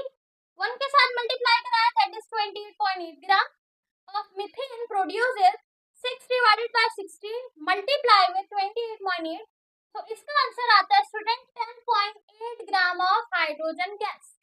यानी कि अकॉर्डिंग टू द क्वेश्चन हमारे पास 28.8 gram of methane gas produce करेगा 10.8 ग्राम ऑफ हाइड्रोजन गैस को, सही। तो ये तो हमने मालूम किया मीथेन गैस का। अब लिमिटेड रिएक्टेंट मालूम करने के लिए हमें कंपेयर करना पड़ेगा स्टीम के साथ कि वाटर स्टीम कितना प्रोड्यूस कर रहा है, सही। तभी तो हम मालूम कर पाएंगे कि इन दोनों में से पहले इंटायरली कंज्यूम कौन सा गैस हो रहा है, सही। तो अगर हम बात करें स्टीम की, वाटर स्टीम की, इसका मोलर मास निकाला हमने 18, which means 18 gram of water steam produces 6 gram of hydrogen gas, right. Hydrogen का तो मोलर मास 6 है, वो तो वही रहेगा। सो मीथेन का यहाँ पे 16 ग्राम बना रहा था 6 ग्राम, जबकि 18 ग्राम वाटर स्टीम बना रहा है 6 ग्राम को, सही। तो यहाँ पर आपको समझ आ जाएगा लिमिटेड रिएक्टेंट कौन सा है। बट सवाल में हमसे हाइड्रोजन का मास भी पूछा गया है, तो आंसर तक जाना जरूरी है। अब अगर हम 1 ग्राम का चेक करें, सो 18 मल्टीप्लाई में था, डिवाइड में भेज दिया। 1 gram of water steam produces 6 divided by 18 gram of hydrogen gas, ठीक है। सवाल हमसे कह रहा है 14.4 ग्राम को बताएं कि अगर आपको 14.4 ग्राम ऑफ वाटर स्टीम दिया जाए तो कितना प्रोड्यूस होगा। तो अगर हम 14.4 को दोनों साइड मल्टीप्लाई करें तो 1 मल्टीप्लाई विथ 14.4 इसी तरह रहा। 14.4 gram of water steam produces 6 divided by 18 with multiply 14.4 gram of hydrogen. तो इसका आंसर निकलता है 4.8 ग्राम ऑफ हाइड्रोजन। यानी कि student 14.4 gram of water steam produces 4.8 gram of hydrogen gas, right. तो यहाँ पर हमने दोनों का क्या मालूम किया, हमने मालूम किया कि कितने हमारे पास जो है ना मासेस कितने ग्राम ऑफ मीथेन प्रोड्यूस करेगा, कितने ग्राम ऑफ हाइड्रोजन को। इसी तरह कितने gram of water steam produce करेगा, कितने ग्राम ऑफ हाइड्रोजन को। इस तरह हम कंपेयर करके लिमिटिंग रिएक्टेंट मालूम करेंगे। अब यहाँ पर स्टूडेंट जो हमारे पास सबसे कम प्रोड्यूस कर रहा है वही हमारा लिमिटिंग रिएक्टेंट है, क्योंकि वो इंटायरली कंज्यूम हो चुका है। अब उसमें ये सलाहियत नहीं बची कि वो मजीद हाइड्रोजन गैस को प्रोड्यूस करे। तो हमारा जो आंसर है दैट इज 4.8 ग्राम, वो कम है किससे, 10.8 ग्राम से। व्हिच मींस कि हमारा लिमिटिंग रिएक्टेंट जो है वो वाटर स्टीम है, because it produce 4.8 gram of H2। सही है स्टूडेंट, तो लिमिटिंग रिएक्टेंट मालूम हो गया। अब बात करें अगर मास ऑफ हाइड्रोजन की, तो mass of hydrogen that is 4.8। यानी कि जब वाटर स्टीम ने बनाना ही छोड़ दिया तो अब मजीद हाइड्रोजन गैस कैसे बनेगी, क्योंकि हमारे रिएक्टेंट तो ये दोनों है ना, सही। तो जब ये नहीं है तो फिर ये किस तरह बनाएगा। तो जो मास होगा हाइड्रोजन गैस का फाइनल दैट इज 4.8 ग्राम। तो हमने लिमिटेड रिएक्टेंट भी मालूम कर लिया और हमें मास भी पता चल गया, सही। लिमिटेड रिएक्टेंट हमारे पास क्या है ये तो हम मोलर मास देखकर भी बता सकते हैं, सही है ना। लेकिन हमसे चूंकि मास भी पूछा गया था, इसे कंप्लीट करना जरूरी था। तो मास हमें पता चल गया कि दैट इज 4.8 ग्राम। तो सबसे पहले कंज्यूम हो जाएगा वो हमारा लिमिटेड रिएक्टेंट है, वही हमारा मास है। ठीक है स्टूडेंट, तो ये हमारा लिमिटेड रिएक्टेंट का टॉपिक कंप्लीट होता है। सेल्फ असेसमेंट क्वेश्चन मैंने आपको करा दिया, आप एक और बार देख लो, उसको सॉल्व कर लो अपने पास। अच्छा, अब जो एग्जाम्पल क्वेश्चन आपके पास है इस टॉपिक से रिलेटेड, 2 एग्जाम्पल क्वेश्चन है, उसको आप अच्छे से देखकर समझकर जाइएगा। कॉन्सेप्ट एज यूजुअल यही रहेगा, इसी तरह मालूम करना है आपको, सही। बाकी क्वेश्चन इक्वेशन आपके एग्जाम में चेंज होंगे, बट तरीकेकार पूरा यही रहेगा। ठीक है स्टूडेंट। अच्छा, इसके साथ ही एक और टॉपिक होता है that is excess reactant. So excess बिल्कुल अपोजिट है लिमिटिंग का, यानी आपके पास एक्सेस अमाउंट ऑफ टाइम है, एक्सेस अमाउंट ऑफ मनी है, एक्सेस अमाउंट ऑफ चीजें हैं। तो एक्सेस मतलब ज्यादा क्वांटिटी में, तो वो हमारे पास रिएक्टेंट जो कि इंटायरली कंज्यूम ना हो वो एक्सेस अमाउंट ऑफ, ठीक है, वो एक्सेस रिएक्टेंट है, सही। तो हमारे पास बिल्कुल अपोजिट होता है लिमिटेड रिएक्टेंट का, that is excess reactant. Sometime question में आपसे एक्सेस रिएक्टेंट भी पूछा जा सकता है। तो जो प्रॉपर्ली कंप्लीटली इंटायरली कंज्यूम ना हो, सिंपली वो हमारे पास एक्सेस है। ठीक है, जैसे यहाँ पर एक्सेस रिएक्टेंट है 10.8 ग्राम यानी मीथेन गैस। मीथेन यहाँ पर एक्सेस है, मीथेन अभी मजीद है, तभी तो वो 10 तक लेकर गया हाइड्रोजन को, सही है। तो हम अगर मजीद इसको वाटर स्टीम देते तो ये बनाता रहता, ठीक है। तो हमारा जो एक्सेस है दैट इज मीथेन गैस। तो एक्सेस एक और टॉपिक है इसी के साथ, इस न्यूमेरिकल में नहीं पूछा गया, बट हो सकता है मजीद किसी क्वेश्चन में आपसे पूछा जाए कि इसका एक्सेस भी बताओ। मैंने आपको बता दिया एक्सेस जो होता है उसका अपोजिट होता है, यानी जो इंटायरली प्रॉपर्ली कंज्यूम ना हो, जो अभी भी बाकी रहे रिएक्टेंट, उसे हम एक्सेस अमाउंट ऑफ रिएक्टेंट कहते हैं, एक्सेस रिएक्टेंट। ठीक है, आई होप कि ये टॉपिक आपको क्लियर हो गया। अब अपने आगे मजीद टॉपिक की तरफ चलते हैं। नाउ स्टूडेंट, अब हमारे इस चैप्टर का जो लास्ट टॉपिक है हम उसे समझते हैं। अच्छा, दरमियान में 2 टॉपिक थे, एक राउंडिंग ऑफ डेटा और एक एक्सपोनेंशियल नोटेशन, इसे मैं लास्ट में आपको बता दूंगी, ठीक है। अभी हम डिस्कस करते हैं अपने चैप्टर का बिल्कुल लास्ट टॉपिक, सही है। तो हमारा जो लास्ट टॉपिक है that is theoretical yield, practical और एक्चुअल यील्ड और परसेंटेज यील्ड। अब हम देखते हैं कि ये क्या है, ठीक है, और इसको हम किस तरह फाइंड आउट कर सकते हैं। तो अगर हम बात करें स्टूडेंट थ्योरेटिकल यील्ड की, तो लिखा है the maximum amount of product obtained by a balanced chemical reaction by using its limiting reactant is known as theoretical yield. ठीक है, यानी कि हमारे पास मैक्सिमम अमाउंट ऑफ प्रोडक्ट, यानी ज्यादा से ज्यादा जो हमें अमाउंट मिलता है प्रोडक्ट का, जो हम हासिल करते हैं किसी बैलेंस केमिकल रिएक्शन से, ठीक है, किसको इस्तेमाल करके, अपने लिमिटिंग रिएक्टेंट को इस्तेमाल करके, वो हमारे पास कहलाता है थ्योरेटिकल यील्ड।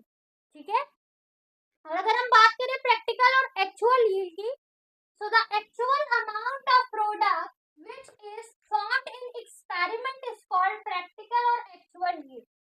अब यहाँ पर देखो एक छोटा सा सवाल है, वो ये कि हमारे पास वो अमाउंट किसकी, हमारे प्रोडक्ट की, जो हम हासिल करते हैं अपने बैलेंस केमिकल से जब हम लिमिटेड रिएक्टेंट को यूज कर रहे होते हैं, यानी जो हमारा लिमिटेड रिएक्टेंट है, यानी वो रिएक्टेंट जो इंटायरली कंज्यूम हो चुका है, तो उससे हासिल होने वाला जो प्रोडक्ट है, उससे हासिल होने वाला जो मैक्सिमम प्रोडक्ट की अमाउंट है, वो हमारे पास कहलाती है थ्योरेटिकल यील्ड, राइट। लेकिन जो हमारे पास जो प्रोडक्ट यील्ड है, प्रैक्टिकल यील्ड है, एक्चुअल यील्ड है, वो एक्चुअल अमाउंट है। ठीक है, तो क्या मतलब, ये हमारे पास एक्चुअल अमाउंट नहीं थी, तो इन दोनों के दरमियान कुछ रीजन, कुछ जो है ना वो चेंजिंग आ रही है। जैसे आपने अक्सर देखा होगा कि हम जब कोई भी केमिकल रिएक्शन करते हैं, तो रिएक्टेंट की जो तादाद होती है वो प्रोडक्ट में इतनी नजर नहीं आती। जैसे अभी थोड़ी देर पहले जो हमने सवाल सॉल्व किया लिमिटिंग रिएक्टेंट का, तो उसमें हमने स्टूडेंट जो मीथेन गैस को लिया था और जो हमारे पास प्रोडक्ट निकला, ठीक है, वो बहुत ही कम था रिएक्टेंट के बनिस्बत। सही है। अब अगर हम बात कर रहे हैं लिमिटिंग रिएक्टेंट की, जो कि हमारा वाटर स्ट्रीम था, तो यहाँ पे लिखा है लिमिटिंग रिएक्टेंट को इस्तेमाल करने वाला। सो अगर हम लिमिटिंग रिएक्टेंट को इस्तेमाल करके उसकी बात करें, तो लिमिटिंग रिएक्टेंट में भी हमने जितना रिएक्टेंट यूज किया वाटर स्ट्रीम का, हाइड्रोजन इतना बनकर नहीं आया। सही है, हमें एक दूसरी अमाउंट देखने को मिली जो कि उससे कम थी, जो कि रिएक्टेंट से कम थी। सो वो हमारे पास होता है एक्चुअल यील्ड। सही है, क्योंकि यहाँ लिखा है एक्सपेरिमेंट, जो कि फॉर्म्ड हो एक्सपेरिमेंट में, इज कॉल्ड प्रैक्टिकल और एक्चुअल यील्ड। सही, थ्योरेटिकल यील्ड और प्रैक्टिकल यील्ड की डेफिनेशन आपको समझ आ गई। थ्योरेटिकल यील्ड क्या होता है, मैक्सिमम अमाउंट ऑफ प्रोडक्ट जो हासिल होगा किसी भी बैलेंस केमिकल इक्वेशन से जब हम लिमिटेड रिएक्टेंट को इस्तेमाल करेंगे, तो वो हमारे पास होगा थ्योरेटिकल यील्ड। वाइल अगर बात करें प्रैक्टिकल और एक्चुअल यील्ड की, तो जो हमारे पास एक्चुअल अमाउंट है स्टूडेंट प्रोडक्ट की, ठीक है, जो कि हम हासिल करते हैं एक्सपेरिमेंट के दौरान, वो प्रैक्टिकल यील्ड, इसीलिए हम इसे प्रैक्टिकल यील्ड कहते हैं या एक्चुअल कहते हैं, क्योंकि ये एक्चुअल अमाउंट है। सही। नाउ परसेंटेज यील्ड को समझने से पहले यहाँ पर एक कॉन्सेप्ट समझते हैं, वो ये कि आखिर इनके दरमियान डिफरेंस क्यों आता है। इनके अमाउंट में लिया तो ज्यादा था, इतना नहीं बना के दिया इसने हमें, प्रोडक्ट में थोड़ी कमी है, तो वो कमी क्यों है, वो रीजन क्या है, तो ये पहले समझते हैं। देखो यहाँ लिखा है, ये आपसे पूछा जा सकता है कि थ्योरेटिकल यील्ड प्रैक्टिकल यील्ड में जो हमारे पास अमाउंट का डिफरेंस है वो क्यों है। थ्योरेटिकल यील्ड मैक्सिमम होता है, ज्यादा होता है, जबकि प्रैक्टिकल और एक्चुअल यील्ड एक एक्चुअल अमाउंट होती है। तो हमारे पास डिफरेंस क्यों आता है, so reason ये है, the difference between theoretical and practical yield is due to various causes।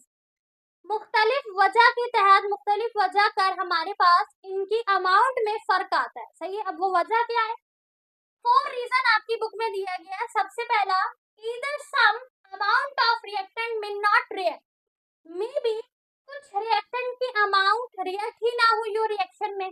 जैसे हमने जो वाटर स्टीम लिया उसकी तादाद ज्यादा थी, जबकि प्रोडक्ट आया वो कम आया, 4.8 समथिंग, राइट, लेकिन हमने लिया कितना था, 14.4, कम आया। ठीक है, बहुत कम आया। डिफरेंस क्यों आया, कुछ वेरियस कॉजेस की वजह से, जिसमें पहला कॉज है कि हो सकता है वाटर स्टीम का कुछ हिस्सा जो है या कुछ अमाउंट जो है वो रिएक्ट ही ना हुआ हो। सही। दूसरा रीजन, दे में अकर रिवर्सिबल रिएक्शन, मे बी कि वो रिवर्सिबल रिएक्शन हो। अब वहां पे तो रिवर्सिबल नहीं था, लेकिन हो सकता है कुछ रिएक्शन ऐसे हो जिसमें रिवर्सिबल रिएक्शन हो। रिवर्सिबल रिएक्शन आपको पता है ना कि जब वो हमारे पास, जिसमें हम इस तरह एरो बनाते हैं, यानी रिएक्टेंट से प्रोडक्ट, दैट प्रोडक्ट से दोबारा रिएक्टेंट जो बन सके, दैट इज रिवर्सिबल रिएक्शन। तो हो सकता है कि वो रिवर्सिबल रिएक्शन हो, उसने प्रोडक्ट से दोबारा रिएक्टेंट बना लिया हो। सही। उसके बाद हमारे पास स्टूडेंट जो, अच्छा दूसरा रीजन हमने पढ़ा नहीं, दूसरा रीजन है द रिएक्टेंट में फॉर्म एनी साइड प्रोडक्ट। हो सकता है रिएक्टेंट ने कुछ और साइड प्रोडक्ट बना ली हो। जैसे हमने अभी जो क्वेश्चन लिमिटेड रिएक्टेंट का सॉल्व किया, उसमें हाइड्रोजन के साथ साथ कार्बन मोनोऑक्साइड भी तो था, तो हो सकता है कि रिएक्टेंट ने कुछ दूसरे साइड प्रोडक्ट भी बना लिए हो। ठीक है। अच्छा, चौथा रीजन है they may be lose or certain amount of product due to physical process like washing, filtration, crystallization. ठीक है, हो सकता है कि कुछ सर्टेन अमाउंट ऑफ प्रोडक्ट जो है स्टूडेंट हमारे पास वो क्या हो गया हो, वो लूज हो गया हो, सही है, बाय फिजिकल प्रोसेस, यानी कि कुछ फिजिकल प्रोसेस के दौरान, वॉशिंग के दौरान हो सकता है, हमने उसको फिल्टरेट किया हो, फिल्टराइजेशन के दौरान हो सकता है, क्रिस्टलाइजेशन के दौरान हो सकता है, कुछ प्रोडक्ट हम लूज कर चुके हो। इसलिए जो हमें एक्चुअल अमाउंट ऑफ प्रोडक्ट मिलता है वो थ्योरेटिकल से मुख्तलिफ होता है। थ्योरेटिकल अमाउंट जो होता है वो मैक्सिमम होता है, जबकि एक्चुअल में हमें कुछ एक्चुअल सर्टेन अमाउंट नजर आ रही होती है। तो उनकी दरमियान हो सकता है इन 4 रीजन में से कोई रीजन हो, इस वजह कर हमें अमाउंट कम मिली हो। ठीक है, अब हमारे पास एक और टॉपिक है that is percentage yield, percent yield. तो लिखा है the efficiency of chemical process by calculating the ratio of practical yield और theoretical yield, this ratio is known as practical yield. अब हमारे पास स्टूडेंट जो केमिकल प्रोसेस है, जब हम उसे कैलकुलेट करेंगे तो उसमें जो थ्योरेटिकल यील्ड की तादाद है और जो प्रैक्टिकल यील्ड है, जब हम उनका रेशियो निकालेंगे तो वो रेशियो हमारे पास कहलाता है परसेंटेज यील्ड, या प्रैक्टिकल यील्ड और एक्चुअल यील्ड का जो रेशियो है दैट इज परसेंटेज यील्ड। सही, तो परसेंटेज यील्ड को निकालने का तरीका है practical yield divided by theoretical yield, और इसे हम मल्टीप्लाई करते हैं 100 से, यानी जिस तरह हम परसेंटेज निकालते हैं वो फॉर्मूला हमारे पास है। सही है, तो ये हमारे पास टॉपिक था last, theoretical yield, practical yield और परसेंटेज यील्ड का। इन दोनों के दरमियान डिफरेंस क्यों आता है उसका रीजन ये रहा, ये अपने पास जरूर नोट डाउन कीजिएगा। सही है, अच्छा, अब हम इनका जो सेल्फ असेसमेंट क्वेश्चन है उसको सॉल्व करते हैं। तो स्टूडेंट अब हम अपने इस टॉपिक का सेल्फ असेसमेंट क्वेश्चन सॉल्व करते हैं। एक एग्जांपल क्वेश्चन आपको दी हुई है, तो वो सॉल्व है, इजीली आपको समझ आ जाएगी जब आप इस सेल्फ असेसमेंट क्वेश्चन को अच्छे से समझ लोगे। सही है, तो सेल्फ असेसमेंट क्वेश्चन अनसॉल्व है, इसमें सॉल्व करवा रही हूँ, आपने इसे अपने पास सही से प्रॉपर्ली उतारना है और इसी कॉन्सेप्ट को फॉलो करते हुए बाकी क्वेश्चन सॉल्व करने हैं। जितने न्यूमेरिकल हमने अब तक सॉल्व किए स्टूडेंट, कॉन्सेप्ट वही रहेंगे, जस्ट इक्वेशन चेंज होगी, वैल्यू चेंज होगी, कॉन्सेप्ट वही होगा, उसी तरीके से आपने सॉल्व करना होगा। सही है, अच्छा, अब हम सवाल को एक बार पढ़ लेते हैं। सवाल में क्या लिखा है, सेल्फ असेसमेंट का क्वेश्चन है, लिखा है under high pressure magnesium react with oxygen to form magnesium oxide. अब यहाँ पर हमारे पास मैग्नीशियम ऑक्सीजन के साथ मिलके किसे बना रहा है, मैग्नीशियम ऑक्साइड को बना रहा है। लिखा हुआ है if 4 gram of magnesium react with excess of oxygen. अब अगर 4 ग्राम हमारे पास मैग्नीशियम एक्सेस यानी ज्यादा अमाउंट ऑफ ऑक्सीजन के साथ रिएक्ट करेगा, तो आगे लिखा है to produce 2.24 gram of magnesium oxide, calculate percentage yield of magnesium oxide. तो आपको मैग्नीशियम ऑक्साइड कितना प्रोड्यूस होगा ये तो बता दिया गया है, आपको इसका परसेंटेज यील्ड निकालना है। सही है, तो परसेंटेज यील्ड चूंकि अभी हमने पढ़ा it's a ratio of theoretical and actual yield, तो उसके लिए हमें थ्योरेटिकल यील्ड और प्रैक्टिकल यील्ड का पता होना जरूरी है ताकि हम परसेंटेज यील्ड निकाल सके। सही, सेल्फ असेसमेंट क्वेश्चन में आपसे परसेंटेज यील्ड पूछा गया है, तो आपको थ्योरेटिकल और प्रैक्टिकल दोनों निकालना है। समटाइम कुछ क्वेश्चन में आपको प्रैक्टिकल यील्ड बता दिया जाएगा, आपको थ्योरेटिकल और परसेंटेज निकालना होगा। समटाइम आपको थ्योरी बता दी होगी, थ्योरेटिकल आपको प्रैक्टिकल निकालना होगा। ठीक है, तो इस तरीके से निकालने का तरीका यही रहेगा। सही, अब हम इसको सॉल्व करके देखते हैं। तो डेटा बता देंगे, सबसे पहले मैग्नीशियम हमें दिया गया है 4 ग्राम, मोलर मास अगर हम मैग्नीशियम का देखें तो वो आता है 24, मोलर मास ऑफ अगर हम देखें किसका, molar mass of magnesium oxide का देखें तो वो हमारे पास होता है स्टूडेंट 40। ठीक है, क्योंकि मैग्नीशियम का 24 प्लस ऑक्सीजन दैट इज 40, तो ये मोलर मास किसका है, ये मैग्नीशियम ऑक्साइड का है। सही, अच्छा, अब अगर हम मोल निकाल लें मैग्नीशियम का, मास डिवाइडेड बाय मोलर मास, तो हमारे पास मोल आ जाएगा, तो ये है हमारे पास 0.167 मोल ऑफ मैग्नीशियम ऑक्साइड। अच्छा, ये हमारे पास मोल है किसका, ऑफ Mg का, मैग्नीशियम का। मैग्नीशियम का जो हमारे पास मोल आया वो आया 0.167। अब अगर हम अपनी इक्वेशन को देखें स्टूडेंट, ये हमारी इक्वेशन है। अब देखो इस इक्वेशन में 2 मोल, ये जो हमारे पास 2 है ये मोल है, 2 मोल ऑफ मैग्नीशियम प्रोड्यूस कर रहा है 2 मोल ऑफ मैग्नीशियम ऑक्साइड को। According to the equation 2 mole produces 2 mole of magnesium oxide, तो इसका मतलब 1 1 के बराबर करेगा। तो 0.167 मैग्नीशियम जो मोल है वो 0.167 मोल ऑफ मैग्नीशियम ऑक्साइड को प्रोड्यूस करेगा। ठीक है, ये तो क्लियर है ना कि हमारे पास according to the equation 2 mole produce कर रहा है 2 मोल को, इसका मतलब 1 मोल प्रोड्यूस करेगा 1 मोल को। और अगर हम कोई वैल्यू ले लें 0.167 व्हिच मींस 0.167 प्रोड्यूस करेगा। सही, तो हमने लिखा कि 1 मोल जो है मैग्नीशियम का वो हमारे पास है 40 ग्राम के बराबर। ये कैसे लिखा है? इसके मोलर मास के अकॉर्डिंग, क्योंकि इसका मोलर मास कितना आया है 40 ग्राम। तो हमारे पास स्टूडेंट जो 2 मोल मैग्नीशियम है वो प्रोड्यूस कर रहा है 2 मोल को। सही, तो हमारे पास अगर हम 1 मोल की बात करें which means 40 gram of magnesium. सही, मैग्नीशियम हमारे पास कितना होगा 40 ग्राम। अब देखो यहाँ लिखा हुआ है 0.167 मोल्स ऑफ मैग्नीशियम ऑक्साइड। तो अगर हम बात करें 1.67 की, तो 4 से मल्टीप्लाई करवा दो सिंपली, तो हमारे पास आ गया 6.68। तो 0.167 मोल ऑफ मैग्नीशियम ऑक्साइड प्रोड्यूसेस 6.68 ग्राम। तो ये हमारे पास क्या निकल गया? हमारी थ्योरेटिकल यील्ड, यानी कि 0.16 मोल ऑफ मैग्नीशियम जो होगा वो प्रोड्यूस करेगा वो मैग्नीशियम ऑक्साइड कितने ग्राम को? 6.68 को। तो जो हम मास निकालते हैं वो मास हमारे पास कहलाता है थ्योरेटिकल यील्ड। सही है, मैक्सिमम अमाउंट जो लिमिटेड रिएक्टेंट की कंज्यूम हो, ठीक है, वो हमारे पास क्या है? थ्योरेटिकल यील्ड, जो कि निकला है 6.68 ग्राम। अगर हम प्रैक्टिकल यील्ड की बात करें स्टूडेंट, तो सवाल में आपको दिया गया है प्रोड्यूसेस 4.24, तो यानी कि प्रैक्टिकल यील्ड आपको सवाल में दे दिया गया, वहां पे लिखा है प्रोड्यूसेस। हमने डिस्कस किया था थ्योरेटिकल यील्ड प्रैक्टिकल यील्ड के बराबर नहीं होता, प्रैक्टिकल यील्ड एक्चुअल यील्ड कम होता है ड्यू टू सम रीजन। सही, तो ये प्रोड्यूस जो हो रहा है 4.42, तो ये हमारे पास प्रैक्टिकल यील्ड है, और जो मास निकला है 6.68 ये थ्योरेटिकल यील्ड है। अब अगर परसेंटेज यील्ड की बात करें, तो जो हमारा फॉर्मूला था परसेंटेज का, थ्योरेटिकल प्रैक्टिकल डिवाइड होगा थ्योरेटिकल यील्ड से विद मल्टीप्लाई बाय 100, तो हमारे पास जो आंसर आया दैट इज 66.167% यील्ड। सो जो परसेंट यील्ड हमारे पास है, यानी percentage yield student in this reaction 66.167% for magnesium oxide. आपसे परसेंटेज यील्ड पूछा गया था मैग्नीशियम ऑक्साइड का, प्रैक्टिकल यील्ड आपको बता दिया गया था। क्योंकि हमें परसेंटेज यील्ड चाहिए था, तो हम पहले थ्योरेटिकल यील्ड को निकालेंगे, फिर हम उसको डिवाइड करा के 100 से मल्टीप्लाई कराएंगे, तो हमारा परसेंट निकल जाएगा। थ्योरेटिकल यील्ड किस तरह निकाला? हमने देखा कि हमारे पास 2 मोल मैग्नीशियम का प्रोड्यूस कर रहा है 2 मोल ऑफ मैग्नीशियम ऑक्साइड को। इसका मतलब जो हमारे पास मोल निकला है मैग्नीशियम का, उतने ही मोल प्रोड्यूस करेगा मैग्नीशियम ऑक्साइड को। ना अगर हम मैग्नीशियम को देखें तो ये बन रहा है सिंगली 1 मोल 40 ग्राम के बराबर। तो इसका मतलब अगर हम इसको 0.167 से मल्टीप्लाई करें, तो हमारे पास जो मास आएगा वो हमारा थ्योरेटिकल यील्ड है। ठीक है, तो ये हो गया आपका सेल्फ असेसमेंट क्वेश्चन।